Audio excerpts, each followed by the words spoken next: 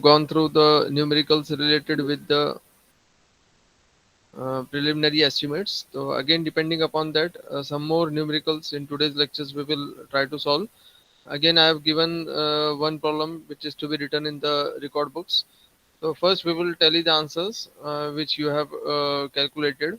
So the answers which are correct, so there we will note down that in the practical record box. Okay, so I have given a, that is problem number 2.1, that is example number 2.1 to be written in the record books. So before that we will see the what are the answers for this. Okay, so is there anyone who have solved this numerical? Yes, sir. I've given this for Yes, yes. sir. Okay, Yes, so sir. what was the p calculations, plain area calculations क्या था? देखो यहाँ पे वैसा तो दिख रहा होगा आपको प्लेन एरिया कैलकुलेशंस, आपका उतना ही आया देखो 662.251. 662.251 मीटर हाँ Yes, स्क्वायर। sir. सर, हाँ Yes, सर। sir. ओके, नेक्स्ट स्टेप में क्या था देखो अब first we will read this problem once again. Prepare preliminary estimate of a framed 5 storey building है, G+4 है, मतलब total is 5 storey office building having a carpet area of 500 square metre for each floor. The following data is given. Veranda corridor के लिए 15% of built up area था, wall और column के लिए 9.5% of built up area. Built up area rate for ground floor excluding foundation is 16,000. First and second के लिए 18,500, third floor to 20,000, fourth is 22,000. And extra for foundation is 20% of superstructure cost. ठीक है, plinth area rate ये तो one second repeat हो गया था 16,000. Extra cost for architectural 1.5%, building cost था, water supply 8%, electrification 10%, contingencies 4% of overall, work charge establishment 9.5% of overall, and extra cost for services sources के लिए 5% of building cost. So these are the various contents which has been given in the questions. So first we have to find out the plinth area. So we have taken as P as built up area or plinth area one and the same. It includes carpet area and the corridor area plus wall area.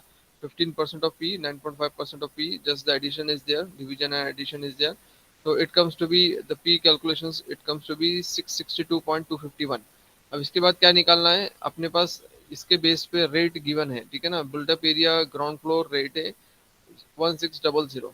तो अब ये 16 that is 16,000 multiplied by 662.251 कितना आ रहा है, इसका answer बताओ. 10596026.49। 2616. Okay, Sir, 160. 105. 10596016 आ रहा है. ठीक है, 16 करेक्ट 16 आ रहा है सर, 6016 आ रहा है। सर मेरा 26 है। Yes, sir. माइनर कैलकुलेशंस में फर्क होगा. ठीक है, तो इट इज 16 और 26 one in the same. First floor का क्या रेट था देखो, फर्स्ट फ्लोर का फर्स्ट एंड सेकंड का था 18,500. अगेन दिस 18,500 था 16,000। फर्स्ट एंड सेकंड फ्लोर का. तो अब फर्स्ट फ्लोर का कैलकुलेशंस कितना होगा, for first floor it is 18,500 again multiplied by this P. P is 662.251. तो 662.251 मल्टीप्लाइड बाय 18,500 कितना आ रहा है इसका second floor first floor. 1,225,1,643.5. Yes yes 43.5 बराबर. Sir, ठीक है, अब सेकंड फ्लोर का भी सेम था, रेट सेम था, तो वही आंसर डबल से आ जाएगा क्योंकि फर्स्ट और सेकंड फ्लोर का रेट दोनों का वही है. तो 1850 इसका भी है, 1850 इसका भी रेट वही है सेम, तो उसका दोनों के आंसर्स वही आएंगे 12251,643.5. थर्ड फ्लोर का कितना आ रहा है बताओ, थर्ड फ्लोर का rate 20,000. 13245 4050. Double zero. sir, 1324502. Yes 5020 आ रहा है आखिरी में 5020. आखिर में 60। Yes, sir. Yes, sir. ठीक. फोर्थ फ्लोर का रेट क्या था देखो, फोर्थ फ्लोर का रेट था 22,000. Again this 22,000 multiplied by this P 662. Sir, 1,456,9522. 14569,500। Double zero हाँ। Double sir, two. double two. आप No, sir, शायद double two. से पी की वैल्यू 662.251 नहीं ले रहे, कि थोड़ा सा आंसर वेरिंग हो रहा है आई थिंक सो. ठीक है, तो ये आंसर्स करेक्ट है जो मेरा स्क्रीन पे जो विजिबल है, that is the accurate answers है क्योंकि ये सारा प्रोग्रामिंग से हो रहा है, मतलब ये एक्सेल शीट में, तो इसका ये पॉइंट्स में सारे आंसर्स करेक्ट आ रहे हैं. ठीक है ना, तो सर 14. मैंने 662.25 इतना लिया, आखिर में 1 नहीं लिया था मैंने बस। हाँ, वो वन के फर्क से सारा कैलकुलेशन थोड़ा बहुत फर्क आ जाता है. ठीक है ना. हाँ at least up to 3 digits you have to write down, है ना, कम से कम 3 डिजिट्स तक तो लिखना है आपको आंसर्स, सो दैट उसके जो कैलकुलेशंस है it is to be correct, है ना। एटलीस्ट पॉइंट के बाद 3 डिजिट्स में लिखना है उसमें, ठीक है। हाँ सर। ओवरऑल कॉस्ट कितना हो गया देखो, सुपर स्ट्रक्चर्स का बताओ कितना आ रहा है टोटल, ऐड कर लो अब ये जी प्लस 45 फोर प्लस ऐड करो, जी प्लस 4 कितना आ रहा है देखो, 62913845 6 2 9138 913845 ठीक है, यहाँ पे देखो 62913845 is the correct answer for the super structures including G plus 4। तो ये हो गया आपके पास, मैं यहाँ पे लिख भी सकता हूँ, it is nothing but the calculations for it is G plus 4, G plus 4, it is total 5 storey. अब एक्स्ट्रा क्या था देखो, 20% था कि 22% था फाउंडेशंस के लिए, सर ऊपर 20 देखो क्वेश्चन 20 हाँ 20%, yes 20%, so 20% of this cost of superstructures will be given extra required for foundations। तो कितना आया था उसके वैल्यू देखो, मतलब 12582769 69 लास्ट 12582769 बराबर है 9 69, ठीक है। अब कॉस्ट ऑफ बिल्डिंग क्या हो जाएगा फिर, अब रिवाइज्ड कॉस्ट ऑफ बिल्डिंग क्या हो जाएगा, revise cost of building is 75496614 7549 yes 6614 है लास्ट में, ठीक है ना, 6614, यस ठीक सर है। 75496614, तो ये हो गया including, that is super structure plus foundation. Building कैसे स्टार्ट होती है, नीचे से ऊपर तक, ठीक है ना। तो अपन फाउंडेशन बाद में इसलिए निकाल रहे क्योंकि ऊपर का ऐड होने के बाद 20% ले रहे, इसलिए इसलिए नीचे से मतलब पहले फाउंडेशन आना चाहिए फिर सुपर स्ट्रक्चर आना चाहिए, ठीक है ना। तो मगर अपन ने सुपर स्ट्रक्चर पहले निकाले, फाउंडेशन का रेट बाद में निकाले, ठीक है। तो ये दोनों ऐड होने के बाद में क्या हो जाएगा, पूरी बिल्डिंग अपनी कंस्ट्रक्ट हो गई। उसको कॉस्ट कितना लग रहा है, cost of building including that foundation and super structure is 75496614। अब यहाँ से जो वेरियस हेड्स जो डिवाइड हो रहे थे, that is serial number from this is yes 8 serial number से, ठीक है ना। तो 8 से लेके ये लास्ट तक जो सीरियल नंबर्स है, these are the outgoings, outgoing in the sense ये एक्स्ट्रा अमाउंट रिक्वायर्ड है, extra amount required for the 1.5 special है। उसके बाद में वाटर सप्लाई 8% है, तो इसका 1.5% कितना आ रहा है बताओ, कॉस्ट ऑफ बिल्डिंग का सर 1.5 कितना आ रहा है, 1132 यस 1132449.21 बराबर। 8% कितना आ रहा है कॉस्ट ऑफ बिल्डिंग का, 60397291.12 सर 5284762.49 6039 नहीं 5 नहीं आ रहा है, 6039729125 नहीं आ रहा है, 6039729112 आ रहा है, 8%। कहीं गलती हुआ होगा देख लो, ठीक है। 8% इज 6039729112।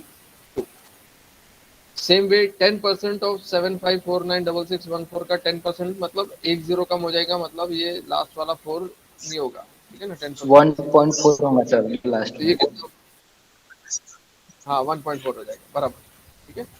अब एक बिट लास्ट में इंक्लूड था सोर्सेज का, वो 5% था, तो 5% ऑफ ए अगेन 75496614 का 5% कितना होगा बताओ, 37748207 3774830.7 बराबर 3774830.7, ठीक है। तो ये in this way we have calculated the 5% होगा। अब ये सारा ओवरऑल में कितना हो रहा है बताओ, ओवरऑल मतलब ये सब हो जाएगा cost of building including this 4 contents, कितना हो रहा है 93993284.43 4, ठीक है। This will be the 4% of this. Sorry, total cost. Overall cost of the building आ गया 93993284.4, including this cost of building and this 4 different things, extra required amount required for 4 different construction works, ठीक है। तो ये 4 different construction works के लिए cost of building मिला के आ गया 93993284.4। अगेन अब इसमें आउटगोइंग्स होगा, कंटिजेंसीज के लिए ऐड, कंटिजेंसीज के लिए 4%, तो सिंपल वे में आ जाएगा 7559731। कंटिजेंसीज के अलावा में क्या गिवन था, यस वर्क चार्ज एस्टेब्लिशमेंट, तो 9.5% कितना होगा 9.5% of this, Eight nine two 9399. nine 362.021. Yes, 8929362.0 021. बराबर. यस. अब ग्रैंड टोटल कॉस्ट में क्या इंक्लूड होगा? Grand total cost is overall cost of building plus A plus B. कितना आ रहा है टोटल? लास्ट फाइनल इज 106682382378 बराबर आ रहा है कितना? करेक्ट आ रहा है ये आंसर? ग्रैंड टोटल हाँ कॉस्ट. सर. हाँ सर. 10668237.8. बराबर बराबर. ठीक.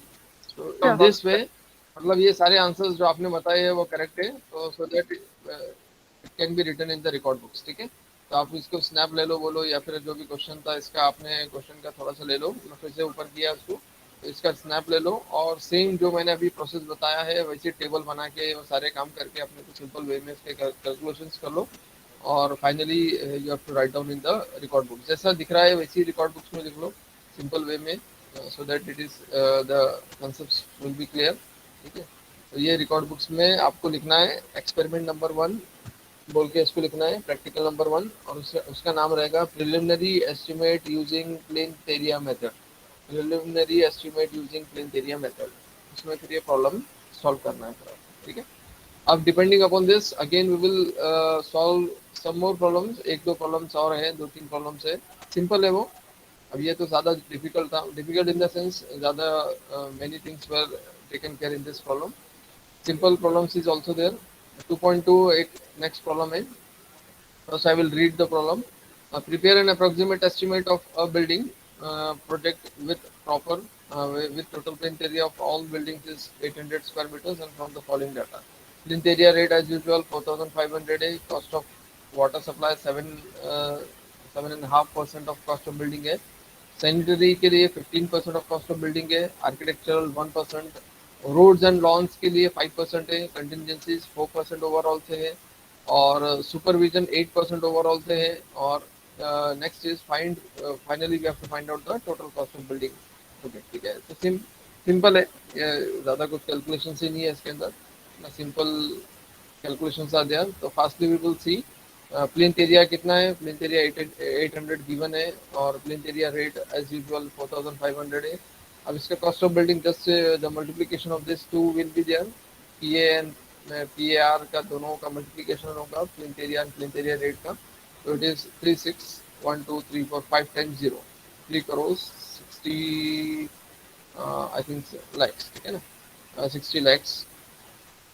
वाटर सप्लाई चार्जेस के लिए 7.5% है, तो it is 2 crore 70 lakhs, sorry 2,70,000.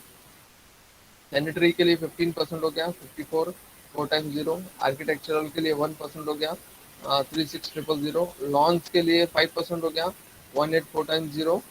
Again same way में एडिशन हो जाएगा, कॉस्ट ऑफ बिल्डिंग में ऐड हो जाएगा ये फोर थिंग्स. तो it comes to be 4626 3 times 0. 4626 3 times 0. ठीक है, अगेन ये कंटिजेंसीज और this will be calculated cost. ये सारा ओवरऑल कॉस्ट इंक्लूड हो जाएगा कंटिजेंसीज एंड सुपरविजन चार्जेस. तो कंटिजेंसीज 4% हो गया, उसका 4% कितना हो जाएगा 185040. और सुपरविजन हो जाएगा इसका 8%, so it is 370080. In this way, grand total cost including this that is total plus contingencies plus supervision charges. So the total cost or grand total cost of the building project is 5181120. 5181120. ये calculations correct है क्या? थोड़ा बहुत एक बार check कर लो, कैलसी है क्या सबके पास? ये प्रॉपर जीरोस बराबर है कि नहीं है, इसके कैलकुलेशंस बराबर है कि नहीं है. तो एक फास्ट वे में you can check this. Check किया किसी ने? कैलकुलेशंस करेक्ट है ये? यस. वाटर सप्लाई बराबर है, वाटर सप्लाई का जो बताया था 7.5%. सेंट्री 15%. आर्किटेक्चरल 1%. रोड लॉन्स के लिए 5% है, वो करेक्ट है? यस. Yes, sir. ओके. हाँ सर, बराबर. Yes, sir. So next again 2.3 next problem is again 2.3. वही once again the same things are given, but यहाँ पे देखो एक एक्स्ट्रा मतलब एक लिटिल बिट ओवरऑल कॉस्ट में कोई भी कंटेंट नहीं है यहाँ पे। अगर रीड करेंगे आप, plinth area of the building is 500 square metres, determine the total cost of building from the following data, rate of construction is 1230 per cubic meters। अब here थोड़ा here the different concept is used, यहाँ पे instead of plinth area here it is cubic content method, cubic content method use हो रहा है यहाँ पे। Plinth area of the building कितना है, 500 है, ठीक है, प्लिंथ एरिया है, बट उसका रेट क्या है, rate it has been given in cubic, that means first we have to convert this plinth area into cubic content. तो हाइट से मल्टीप्लाई करो सिंपल वे में, तो 500 मल्टीप्लाइड बाय दिस 16.25, तो 500 multiplied by 16.25 it comes to be, यहाँ पे लिखा है it comes to be this value as 8125, ये वैल्यू आ गई आपके पास 8125। कैसे है ये, 500 multiplied by 16.25 in conversion of this plinth area into cubic content method, ठीक है। अब रेट से मल्टीप्लाई कर दो 1230 पर क्यूबिक मीटर्स का जो सिंपल रेट था उसका क्यूबिक रेट से मल्टीप्लाई किया 1230 8125 को, तो कॉस्ट ऑफ बिल्डिंग बन गया 9993750, 9993750। Simple calculation is there, again rest of the things are same. अब देखो यहाँ पे हर मतलब ये water supply 6% cost of building में है, sanitary 6% of cost of building है, और आर्किटेक्चरल भी बिल्डिंग कॉस्ट में ही 1% है। अनफोर्सिन एक्सपेंसेस जो बोल रहे थे, कंटिजेंसीज बोलो, अनफोर्सिन एक्सपेंसेस है 2% अगेन बिल्डिंग है, और that is the contingencies again, और एक हेड में आ गया 4% है, ठीक है ना, it has been given as 4% of the building cost. ये सारा मिला के अब यहाँ पे एक्स्ट्रा जो था लास्ट जो था बिट वो नहीं है गिवन, ठीक है ना, दैट मीन्स सुपरविजन चार्जेस और कंटिजेंसीज ओवरऑल में लेते थे, but here all the things, all the 5 contents it has been given from the total cost, ठीक है ना। तो ये सारे जो 5 जो लिया इसने, ये बिल्डिंग कॉस्ट से लिया, ओवरऑल कॉस्ट में कुछ भी नहीं है यहाँ पे, सारे बिल्डिंग कॉस्ट से लिया इसने, सारा चीजें जो है वो बिल्डिंग कॉस्ट से चाहिए। तो बिल्डिंग कॉस्ट में अगर लेंगे आप 6% का, तो ये वैल्यूज आ गई, तो total cost of building plus 1 plus 2 plus 3 plus 4 5 it comes to 12492187.5। इसकी वैल्यू कितनी आ गई है, 12492187.5, ठीक है। तो ये सिंपल था, बट हियर ओवरऑल में कुछ गिवन नहीं था, it has been taken from this. Next is 2.4, last problem related with this. 2.4 is prepare rough estimate of a proposed commercial complex for municipal corporation from the following data. Plinth area is 500 meter square per floor. Here it is being given as 500 meter. ये एक थोड़ा सा important है 2.4 last problem, ये थोड़ा सा important है। Prepare rough estimate of a proposed commercial complex for municipal corporation from following data. Plinth area it has been given as 500 metre square per floor, हर एक फ्लोर का अलग अलग गिवन है। देखो height of each floor is 3.5, हर एक floor की हाइट कितनी है 3.5 मीटर्स। ऐसे कितने फ्लोर्स है द कमर्शियल बिल्डिंग्स में, it is number of storey is G+2, ठीक है, G+2 मतलब total is 3, total is 3। Cubic content rate is 1000 metre square, cost of ये सारा जो था 8%, 6%, 5%, 10%, और लास्ट में ये भी जो है पीटी सुपरविजन एंड कंटिजेंसीज ये भी काय में है बिल्डिंग कॉस्ट में ही। थोड़ा सा डाटा गिवन जो डाटा है ऊपर का, it is somewhat different, 3 storeys के लिए है, और हर एक स्टोरी का plinth area is 500 metre square, और हर एक स्टोरी की हाइट कितनी है 3.5। वैसे कितने स्टोरीज है 3 स्टोरीज। तो ये क्यूबिक कंटेंट में क्या लिखे, देखो यहाँ पे मल्टीप्लिकेशन में 3 by 3 it has been taken because it is 3 storey. हर एक स्टोरी की हाइट कितनी है, एरिया कितना है प्लेन 500, हाइट कितनी है 3.5। ऐसे कितने स्टोरीज है 3 स्टोरीज, तो G+2 इज 3। तो यहाँ पे 3 मल्टीप्लाइड बाय 500 मल्टीप्लाइड बाय 3.5, ये तीनों मल्टीप्लाई होंगे, तो this will be in cubic content. तो कितना बन गया क्यूबिक कंटेंट, देखो द क्यूबिक कंटेंट में आ गया 5250 पर क्यूबिक मीटर्स, ठीक है ना, cubic content in the form of cubic content. उसका रेट 1000 है, सिंपल वे में 1000 रेट उसका गिवन है। तो ये 1000 से आप मल्टीप्लाई करेंगे इसको, तो कितना हो जाएगा 5254 टाइम्स 0। ये चीज समझ में आई सबको, ईच स्टोरी वाला कंसेप्ट समझ में आया, सिंपल वे में G+2 गिवन है, ठीक है ना। तो यहाँ पे ऊपर Yes, sir. Yes 3 multiplied by 500 Yes, sir. Multiplied by 3.5, ठीक है। ये सिंपल एक फर्स्ट स्टेप में ही थोड़ा सा था, बाकी remaining step is as usual, वही बार बार रिपीट हो रहा है ना। 8%, 6%, 5%, 2%, 4%, है ना। यहाँ पे PT supervision and contingencies overall, और ये सारी जो चीज़ें है ये कॉस्ट ऑफ बिल्डिंग में है, ठीक है। तो इससे ये मतलब ये लास्ट के अभी जो दिया मैंने ये 3 प्रॉब्लम्स में, इसमें क्या मतलब कंसेप्ट क्लियर करना था कि ये सारे कॉस्ट ऑफ बिल्डिंग है, ठीक है ना। ओवरऑल कॉस्ट में लास्ट के कंटेंट्स लेते थे अपन, कंटिजेंसी, सुपरविजन और कॉन्ट्रैक्टर्स प्रॉफिट जो था वो ओवरऑल में था, बट यहाँ पे ओवरऑल वाला कंसेप्ट नहीं है, इसलिए डायरेक्टली एक ही आंसर आ गया जो फाइनल आंसर है, that is the cost of building plus the heads, 1 2 3 4 5 heads, अब ये फाइनल कॉस्ट बन गया इसका। तो 6562 500, तो इससे ये पता चल रहा है कि firstly we have to see how much percentage is given and under which head, मतलब इसमें हेड कौन सा था, उसमें कितना परसेंटेज है, और whether it is to be calculated from the overall cost of building and whether it is to be calculated from simple cost of building. Overall से लेना है कि सिर्फ कॉस्ट से लेना है? ओवरऑल से लेना है तो सब ऐड होगा, फिर ओवरऑल से लेंगे। सिर्फ कॉस्ट से लेना है तो डायरेक्टली उसका परसेंटेज जो ऊपर के जो था वैल्यू से डायरेक्टली उसका परसेंटेज से we can find out the things, ठीक है। तो यहाँ पे एक सिंपल प्रॉब्लम था जिसमें cubic content method we have used cubic content method, ठीक है। तो mostly there are two methods, that is plinth area method and the cubic content method. जो बी मेथड है और फिर दूसरा जो मेथड्स है वो इतने ज़्यादा यूज़ नहीं हो रहे, सर्विस यूनिट मेथड्स है और टोटल क्वांटिटी सर्वे मेथड है, क्वांटिटीज वाइज जो सर्वे मेथड है ये भी था, और बी मेथड था। सर्विस यूनिट मेथड भी था, सर्विस यूनिट मेथड जैसा नंबर ऑफ बेड्स के हिसाब से था, क्लासरूम्स के हिसाब से था, थिएटर्स में आगे तो सीट्स के हिसाब से था, ऑडिटोरियम में तो सीट्स के हिसाब से था। तो वो methods little bit rarely use होते हैं, but this plinth area method and cubic content method is most commonly used, ठीक है। तो we have seen there about 10 numericals, 9 to 10 numericals अपन ने देखे थे depending upon the preliminary estimates, ठीक है। तो इसमें we have covered all the problems related with the preliminary estimate, ठीक है। So here we will switch over to the next concept of excavations. So today's concept is very very important. Everyone is present, सब present है क्या? क्योंकि मेरे को एक नया टॉपिक स्टार्ट करना है, सॉरी इसका कुछ हो गया है।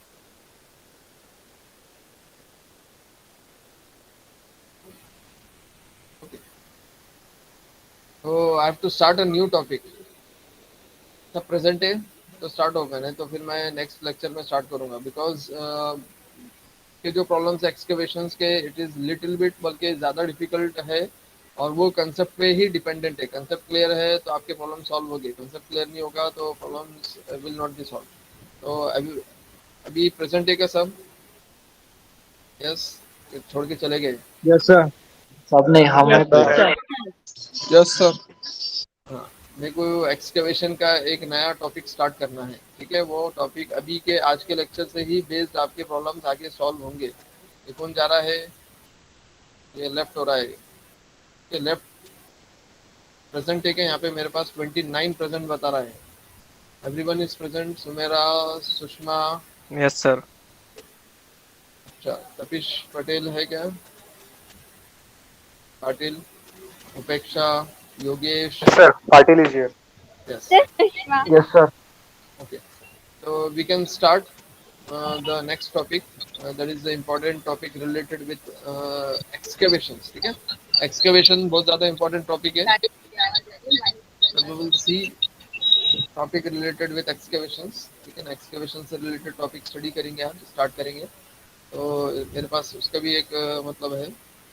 There are the various methods for calculating of excavations. अब excavation देखो काय में होता है।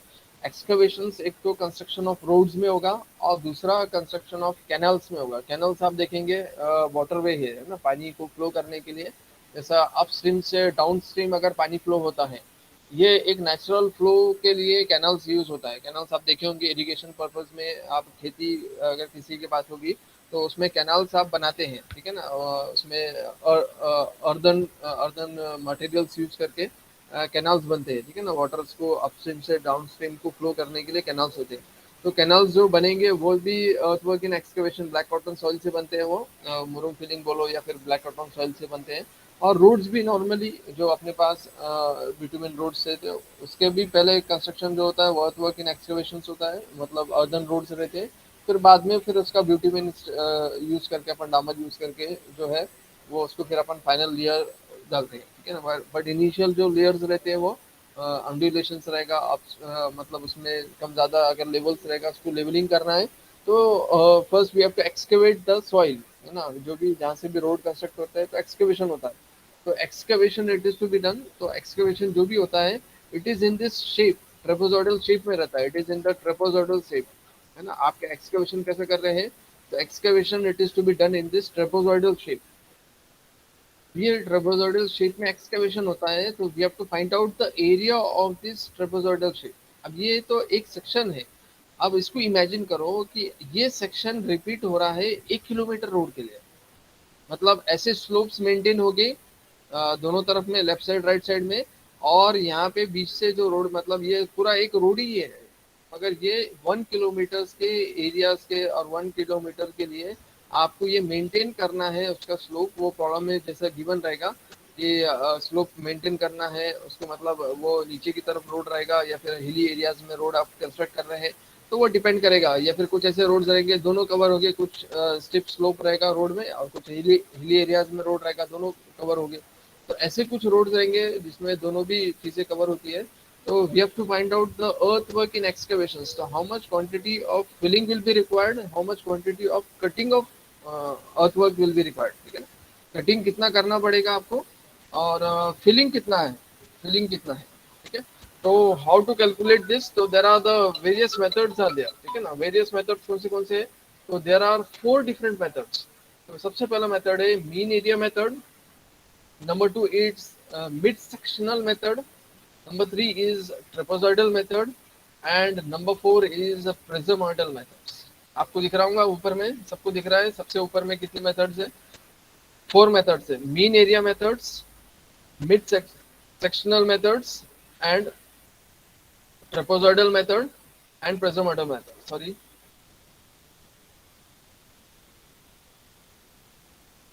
yes, तो सबसे पहला क्या है, मीन एरिया मेथड्स। तो मीन एरिया मेथड कौन से हैं, mean area method, mid sectional method, trapezoidal method and prismoidal method. तो these are the 4 different methods which are used for construction of roads, मतलब कंस्ट्रक्शन ऑफ रोड करना है आपको तो ये 4 मेथड्स आप यूज करेंगे। These are the 4 different methods, ठीक है। अब डिपेंडिंग अपॉन मतलब ये चारों मेथड इक्वली इंपॉर्टेंस है, अपना अपना एक वेटेज है सबका, ठीक है ना। अपना एक mean area method it is also important, mid sectional method is also important, trapezoidal prismoidal method, ये जो लास्ट के 2 मेथड्स है it is little bit rarely used, है ना, कभी कभार मतलब ये 2 मेथड्स यूज होते हैं, that is trapezoidal method and the prismoidal method. But most probably we are using the mean area method and the mid sectional method, ये जो ऊपर के जो 2 मेथड्स हैं वो ज़्यादातर यूज होते हैं। अब उसका नाम सबसे पहले देखो, फर्स्ट मेथड है, कौन सा मेथड है, देखो मीन एरिया मेथड, सबसे पहला मेथड है मीन एरिया। उसका नाम ही है क्या है, we are having the average mean areas, average लेना है एरियाज का, ठीक है ना, एरियाज का एवरेज लेना है। तो पहले 2 का लेंगे, फिर फर्स्ट 2 लेंगे, फिर 1 + 2 divided by 2, 2 + 3 divided by 2, 3 + 4 divided by 2, ऐसा मतलब आगे जैसे जैसे बढ़ते जाएंगे तो previous plus next divided by 2, previous plus next divided by 2, ऐसे आपको जितना सेक्शंस बनेंगे रोड के 1 किलोमीटर में, सपोज 1 किलोमीटर अपने को रोड कंस्ट्रक्ट करना है, उसके मैंने सेक्शंस डिवाइड किया, तो एक सेक्शन होगा सपोज 100 दैट इज मीटर्स के लिए या फिर 500 मीटर्स के लिए, ठीक है ना। तो 500 मीटर्स का या फिर 100 मीटर्स के जितने सेक्शंस रहेंगे तो उसके सेक्शंस के हिसाब से आपको एडिशन करते जाना है एरियाज का। a1 + a2 divided by 2, 2 + 3 divided by 2, 3 + 4 divided by 2, 4 + 5, 5 + 6, 6 + 7, ऐसा मतलब एक प्रीवियस और एक नेक्स्ट डिवाइडेड बाय 2। तो ये आपको एरियाज का एवरेज लेना है। अब एक एरिया में क्या क्या इंक्लूड होगा, which things will be included in one areas, in one area which things will be included. एक एरिया में देखो क्या क्या इंक्लूड होगा,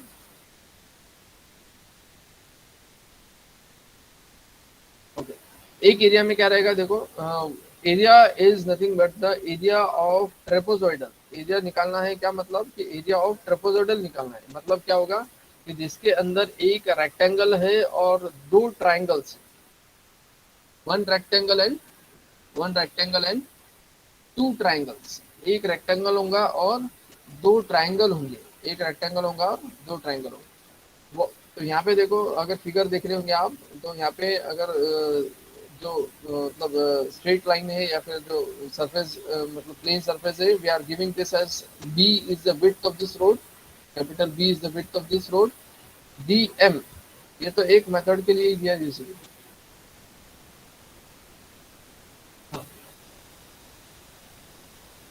मार के बुला रहे, बाद में आएंगे फिर, ठीक है। तो नेक्स्ट ये जो एक इसने डीएम बोला है, बट वी विल मतलब मीन डेप्थ, ठीक है ना, मीन डेप्थ के लिए, but actually it is D है यहाँ पे, ठीक है ना। तो डी जो है यहाँ पे डेप्थ रहेगा उसका, जिसमें आपको एक्सकवेशन करना है, ठीक है। तो एक रेक्टेंगुलर पोर्शन से जिसका विड्थ बी है और डेप्थ एक्सकवेशन का क्या है, डी है, ठीक है। अब यहाँ पे आपको स्लोप मेंटेन करना है। स्लोप कैसे मेंटेन होगा यहाँ पे, तो S:1 स्लोप है, horizontal is to vertical, horizontal is to vertical, ठीक है ना। तो ये आपको स्लोप मेंटेन करना है, we have to maintain the slope for this.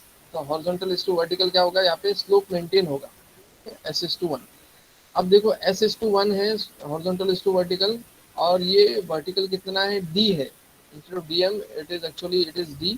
ये DM नेक्स्ट फॉर्मूले के लिए यूज होगा, तो it is actually S D, ठीक है ना, D है यहाँ पे। तो अब ये कैसे निकाले आपने, SDM कौन बताएंगे, SDM how we have calculated this, SDM कैसे निकला और SD कैसे निकलेगा,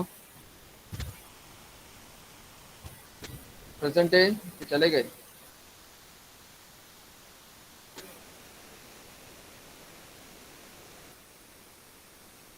yes present, everyone is present or not? Yes, sir. How Yes, we sir. are Yes, sir. calculating SDM कैसे निकला बताओ, how we have calculated SDM, Sushma बताओ SDM कैसे निकला,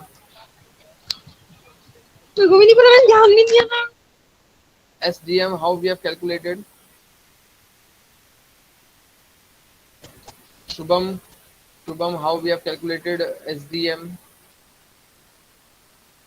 SDM कैसे, हाँ ये फिगर समझ में आया, फिगर कैसा रहता है, no sir. Earthwork in excavation of roads निकाल रहे हैं आप, ठीक है ना, earthwork in excavation of road. तो रोड का excavation, earthwork in excavation of road निकालने के लिए सबसे पहला आपको क्या करना है, ट्रेपेजोइडल शेप में रोड कंस्ट्रक्ट होगा। मतलब कैसा रहेगा कि ट्रेपेजोइडल शेप में आप देखेंगे रोड कि उसके जो दोनों कॉर्नर्स रहते हैं, कुछ एक स्लोप मेंटेन होता है, माइनर स्लोप मेंटेन होता है, ठीक है, और मिडल जो पार्ट रहता है वो रोड का हॉरिजॉन्टल रहता है, ठीक है ना। तो we are considering this as width of road, और ये जो स्लोप रहेगा दोनों तरफ के, वो स्लोप मेंटेन होता है, horizontal is to vertical, that is S:1, ठीक है। अब डिपेंडिंग अपॉन दिस, अब एक्सकेवेशन जब करेंगे ग्राउंड से नीचे में, तो उसका डेप्थ कंसिडर कर रहे हैं स्मॉल d, ठीक है, और width of top surface of road we are considering as the width of excavation as B, capital B is the width and D is the depth, slope is S:1। तो SDM, ये first we have to calculate SDM पहले निकालना पड़ेगा। और ये देखो ये पूरा फिगर है जो trapezoidal, it is nothing but the addition of two triangles and one rectangle.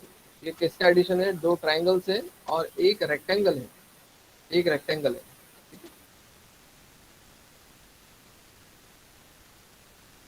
इसको थोड़ा सा और सिंपलेस्ट वे में आपको सॉल्व करना पड़ेगा। तो S horizontal is to vertical,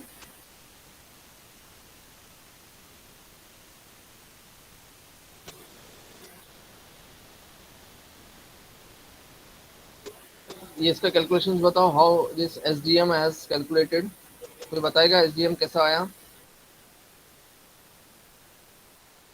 SDM कैसा आया, यस सर ट्रायंगल का एरिया का फॉर्मूला लगा के सर। ट्राइंगल का एरिया का फॉर्मूला निकाल के, सर पाइथागोरस थ्योरम लगा के। Pythagoras theorem. अब देखो ये S:1 है, ठीक है ना, What this s is to 1 indicates? s is to 1 क्या इंडिकेट कर रहा है भले वो बता दो। s is to 1 क्या है? Sir slope. स्लोप। हाँ स्लोप है, ठीक है ना। मतलब क्या है, s is to 1 का मतलब क्या आ रहा है? स्लोप तो है, ठीक है, s stands for slope, but whether it is vertical, horizontal is to vertical, मतलब कैसा हो गया कि जैसे ऐसा, मतलब ये हॉरिजॉन्टल इज टू वर्टिकल, ठीक है ना। Horizontal s stands for horizontal and 1 stands for vertical. S stands for horizontal and 1 stands for vertical. S is to 1, horizontal is to vertical, मतलब वर्टिकल एक लेंगे, हॉरिजॉन्टल जैसे जैसे मूव होगा वैसा वैसा स्लोप 1 is to से मूव होते जाएगा। तो S जो वर्ड है स्मॉल s वो h हो रहा है, हॉरिजॉन्टल हो रहा है, और 1 जो वर्ड है वो 1 जो डिजिट है वो क्या है यहाँ पे, वर्टिकल। तो अब मैं फिर से लिख रहा हूँ यहाँ पे, that is S is to 1, S is to 1, but this S stands for horizontal and this 1 stands for vertical। हो गया। अब लिखते वक्त मैं क्या करूंगा, मैं इसको डिवीजन में लिखना है मेरे को, तो क्या लिखूंगा, S डिवाइडेड बाय 1, ठीक है, S divided by 1। so this, while writing down this I am writing down as the S is to 1, ये डिवीजन में, एक्चुअल में ये क्या है, डिवीजन में, ठीक है ना, S is to 1, ठीक है। अब ये इक्वेट कर रहे हैं, ये हॉरिजॉन्टल हो गया और ये वर्टिकल हो गया, ठीक है ना। अब मेरे को ये हॉरिजॉन्टल अननोन है मेरे पास, ये अननोन है, वो निकालना है, तो we will call this as unknown, that is equal to, अब ये मेरे को अननोन निकालना है, ठीक है। तो unknown value to be calculated, we will call this unknown value as, unknown value को कुछ एक नाम दे दो, यस, इस अननोन वैल्यू। अब इसका बेस कितना है, देखो इसका अननोन वैल्यू, बट इसका बेस कितना है अननोन वैल्यू को, या फिर उसको x बोलते हैं, ठीक है ना, x वैल्यू। तो इसमें कैसा है कि ये फॉर्मूलाज ले रहा है,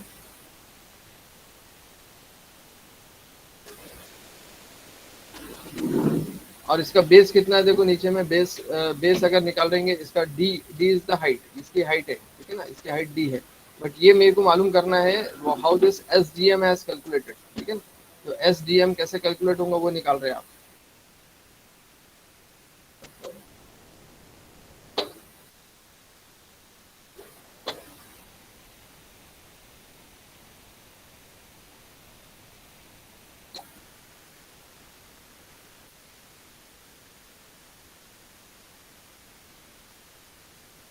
So this unknown, we will call this as x1 or x, and divided by, what is this height, height कितना, देखो ये d height है, ये d is the given, dm is the given, ठीक है, तो small dm is the height given।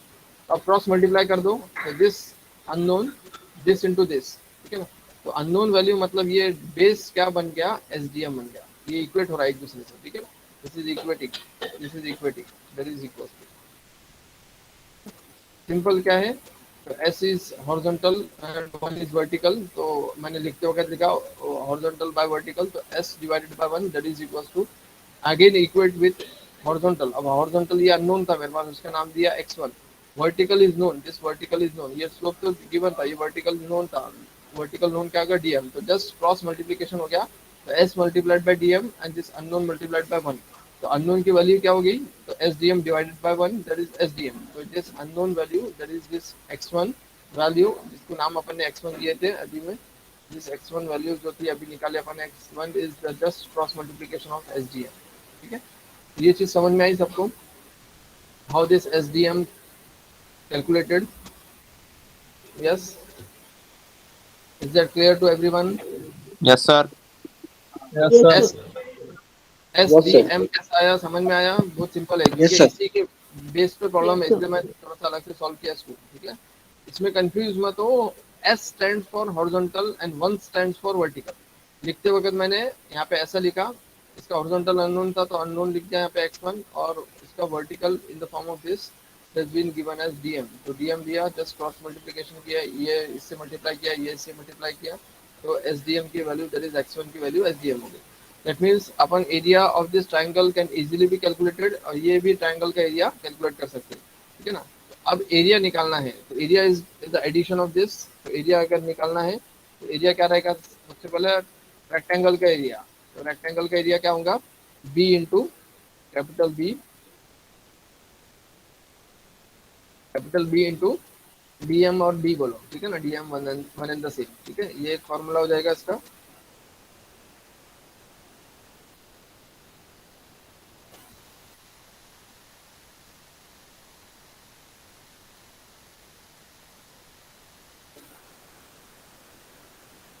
और next formula क्या होगा इसका, next is half into base into height, half into base into height, ठीक है। तो half into base into height कितने कितने ऐसे हैं, half into base into height, तो half into base into height there are two triangles. कितने triangles है यहाँ पे, देयर आर टू ट्राइंगल्स, ठीक है। तो half into base into height इसका अगर लेंगे बी डी, तो ये एक रेक्टेंगल का होगा, और half into base into height for two, तो this half and two get cancel. तो area for this one figure is, area अगर एक फिगर का ले रहे आप तो B D one, that is the area of rectangle, plus half और दोनों तरफ से कैंसिल हो गया, तो क्या बन गया S D square, S D one square.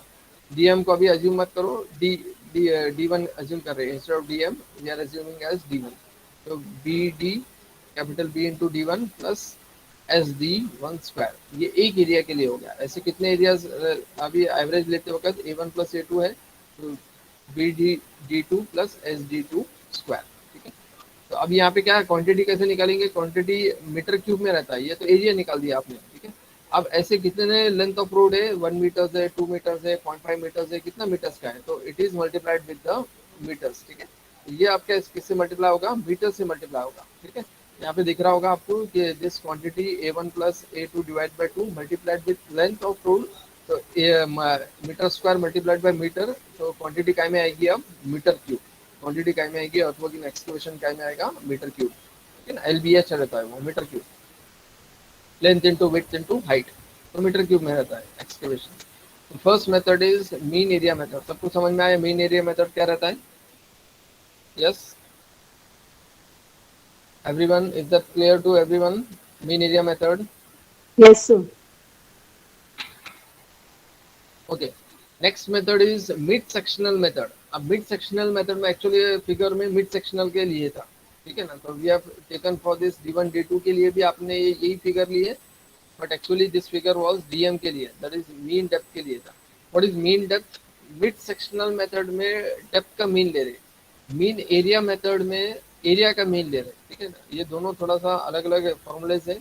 Mid sectional में सेक्शन, सेक्शन मतलब क्या है, डेप्थ का सेक्शन, जहाँ पे काटेंगे आप मतलब क्या होगा कि डेप्थ होगा, ठीक है।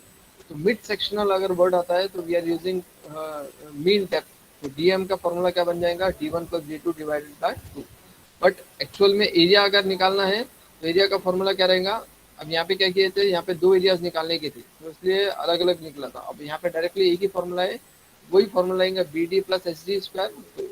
Instead of D here we are taking as mean depth, MD mean depth, तो BDM plus SDM square, ठीक है, BDM plus SDM square, तो मिड सेक्शनल मेथड हो गया। क्वांटिटी का फॉर्मूला वही रहेगा एरिया इंटू लेंथ, तो एरिया यहाँ पे आ गया इंटू लेंथ, जो भी लेंथ के लिए आप कैलकुलेट कर रहे हैं, तो area into length.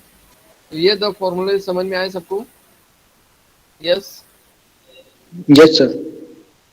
Yes. Basic formula याद रखो, B D plus H D square, B D plus H D square is the basic formula for area, ठीक है।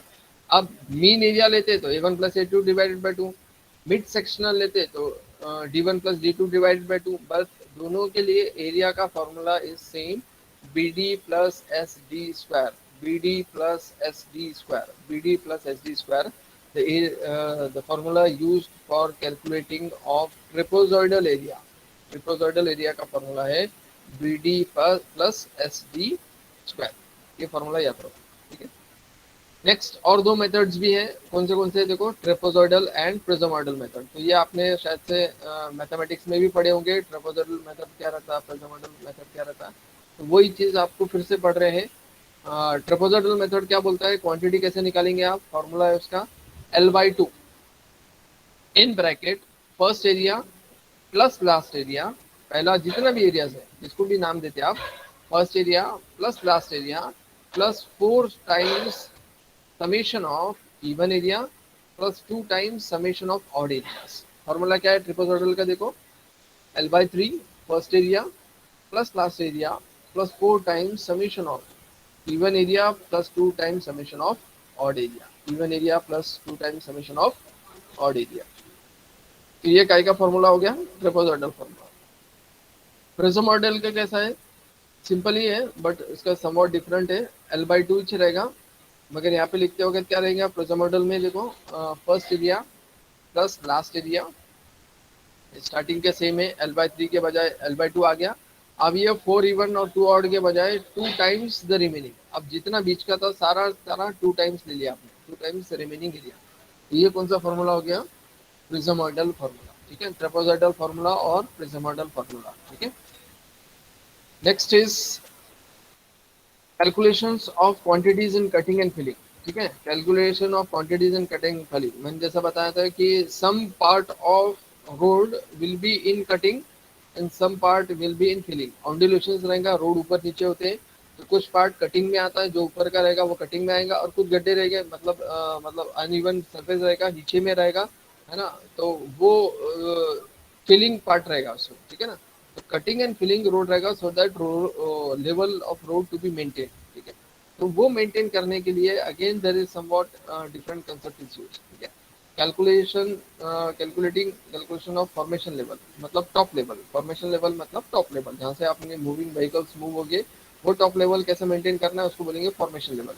तो formation level at next chainage is equal to, जो chainage का आपको निकालना है, नेक्स्ट मतलब नेक्स्ट जो निकालना है, formation level at next chainage is equal to formation level of the previous chainage plus और माइनस 1 अपॉन ग्रेडियंट, ग्रेडियंट मतलब whether it is slope, whether it is at a hilly areas में है या फिर slope में है, तो 1 upon gradient multiplied by chainage difference. Chainage difference मतलब जो चेनेज का डिफरेंस था, जैसे मैंने एग्जांपल दिया था 10 मीटर्स का चेनेज का डिफरेंस है, 100 मीटर्स का चेनेज का डिफरेंस है, तो जो भी चेनेज का डिफरेंस है 100 का स्टेप्स में आप कैलकुलेशंस कर रहे हैं या फिर 500 के स्टेप्स में आप कैलकुलेशन कर रहे हैं, तो वो जो डिफरेंस है वो यहाँ पे लिखेंगे आप चेनेज डिफरेंस, तो 1 upon gradient into chainage difference. ये चीज समझ में आई, FL plus next chainage is equals to formation level of previous chainage plus और minus 1 upon gradient into chainage difference. ये चीज समझ में आई सबको? Yes sir. Yes, हाँ, sir. Yes, sir. Yes, sir. Simple formula है, जिसका भी आप कैलकुलेशंस कर रहे हैं, जिसका भी आपको लेवल निकालना है, लेवल निकाल रहे हैं, आप एज गुड एज ये लेवल्स निकाल रहे हैं, ठीक है ना।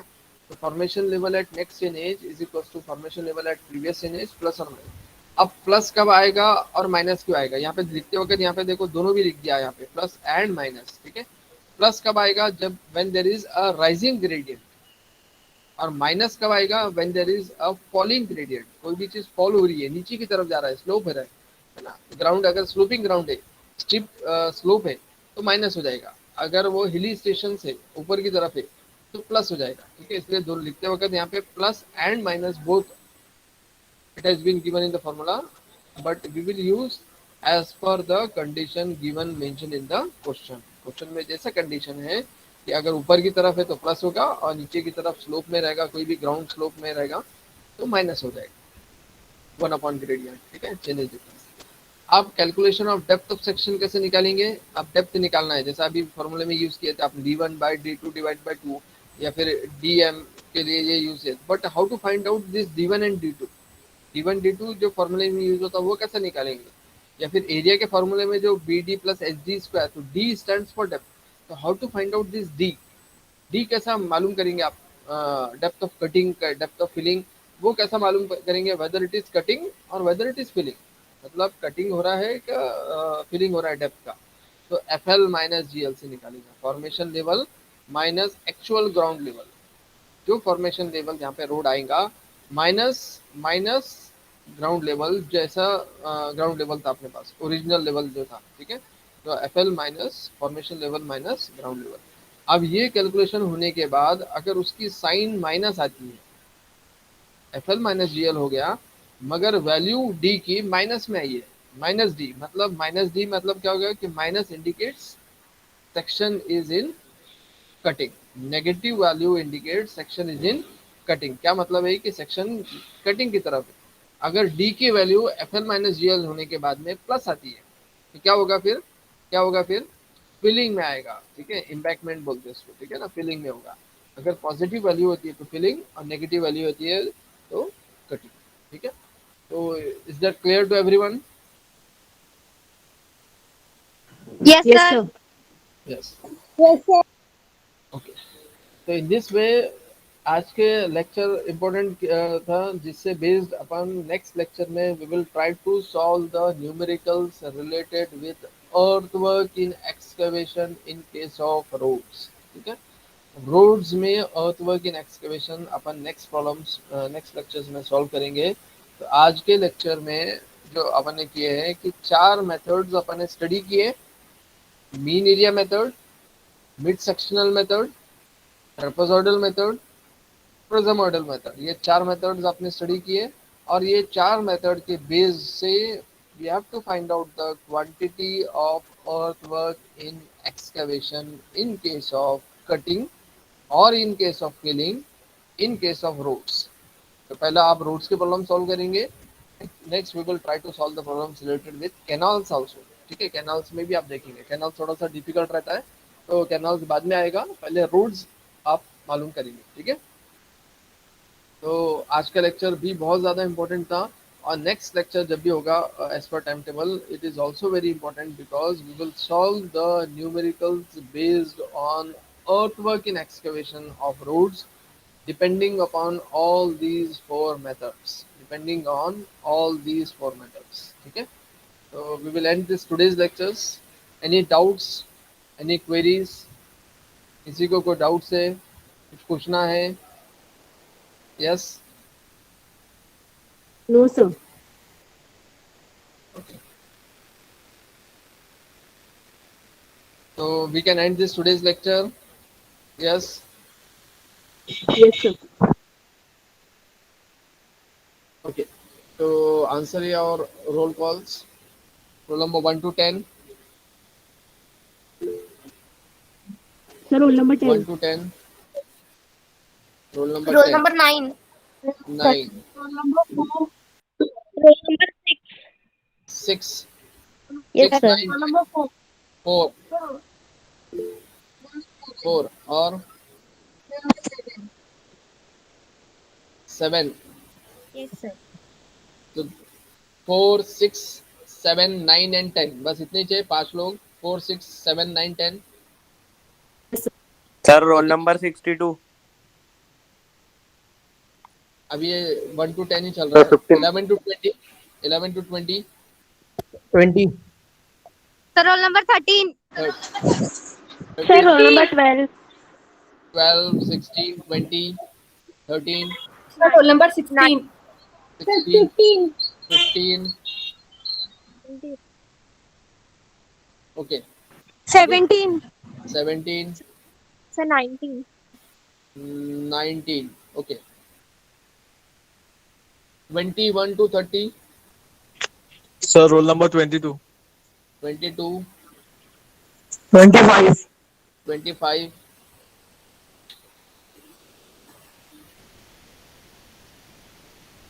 25,